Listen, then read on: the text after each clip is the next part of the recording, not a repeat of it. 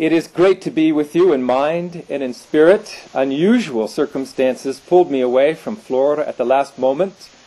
on what I think is an important and very interesting mission here in the European Union, and I will talk to you a little bit more about that at the end of our presentation, when I think we'll have a better basis to understand what I am doing here, when perhaps I should be there. I would like to explore the fundamental questions and scientific breakthroughs that shed light on the key questions: what is consciousness, where does it come from, and what are the limits of human potential? But to really understand what consciousness is better than it has been understood for the last century or more, it's really necessary to take a few moments to understand the latest breakthroughs in our understanding of the universe. And by understanding the universe more fundamentally, I think it'll become much more clear what consciousness is and what is its central role in the universe in which we live. It'll be necessary for me quickly to summarize 300 years of scientific research, which I will try to do on a single slide, which really shows at a glance the hierarchical structure of natural law revealed by modern science. This chart shows the structure of the universe from its unified foundation at the basis of this chart to its diversified expressions at the top of this chart. This chart shows the hierarchical structure of natural law from fundamentally unified to superficially diversified. Progress in theoretical physics during the past century has systematically explored deeper levels of intelligence in nature, from the macroscopic to the microscopic, from the superficial to the profound, from the macroscopic to the molecular to the atomic to the nuclear to subnuclear levels of nature's functioning, the electroweak unified scale, the grand unified scale, and ultimately shown at the basis of this chart, at the foundation of the universe itself, the discovery of the unified field of all the laws of nature in the context of what is called the superstring. The latest breakthroughs in modern physics, the latest breakthroughs in modern mathematics, set theory and the Kripke-Joyal semantics of the topos, the latest theories of chemistry in the transition state, all these disciplines of modern science are revealing the fundamental truth of the unity of life. I remember it's been about 15 years since several of my professors were awarded the Nobel Prize for discovering that two of the superficially diverse forces of nature were ultimately one. The force of electromagnetism, responsible for light, for color, for chemistry, for digestion, for virtually every phenomenon that we see around us, with the exception of gravity. This force of electromagnetism and the force of radioactivity, separate forces at the nuclear scale,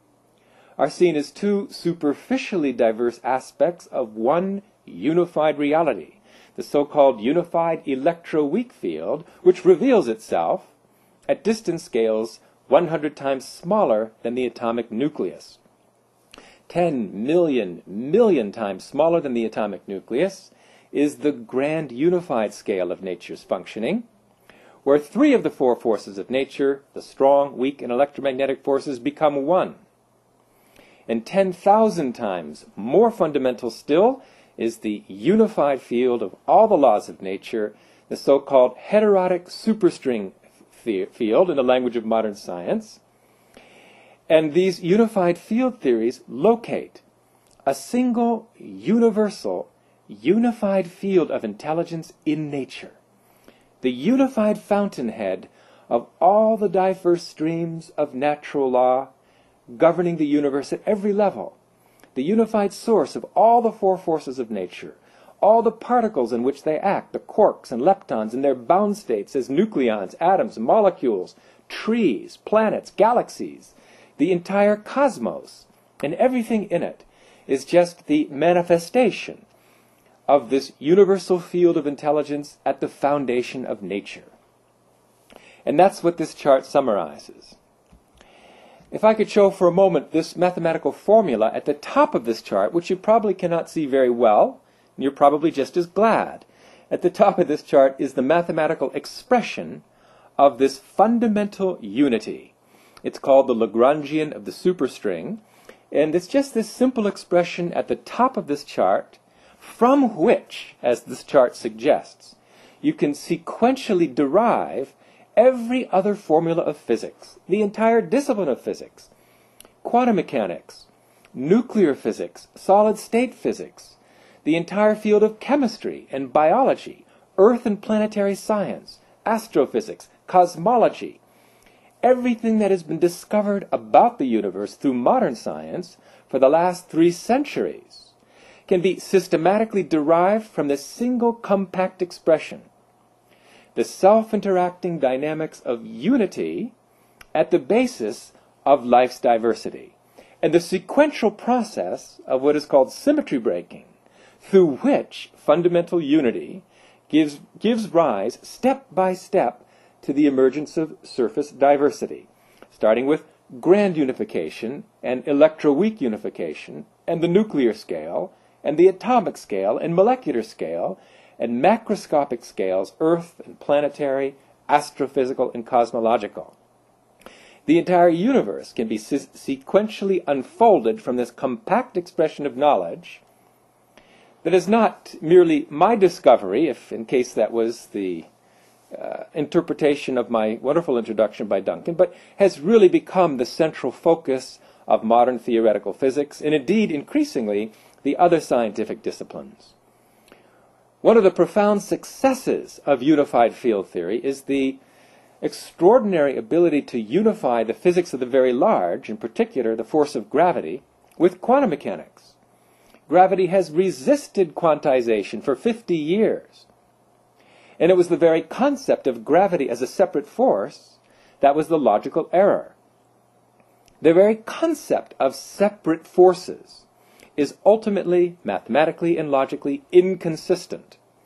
The solution to come up with a mathematically self-consistent theory of the world was to abandon the notion of separate forces and separate particles and unite them all in the context of one holistic entity called the unified field or superstring field. Just in short, very short, the way this unification occurs is that there is one universal ocean of intelligence, the so-called second quantized superstring field.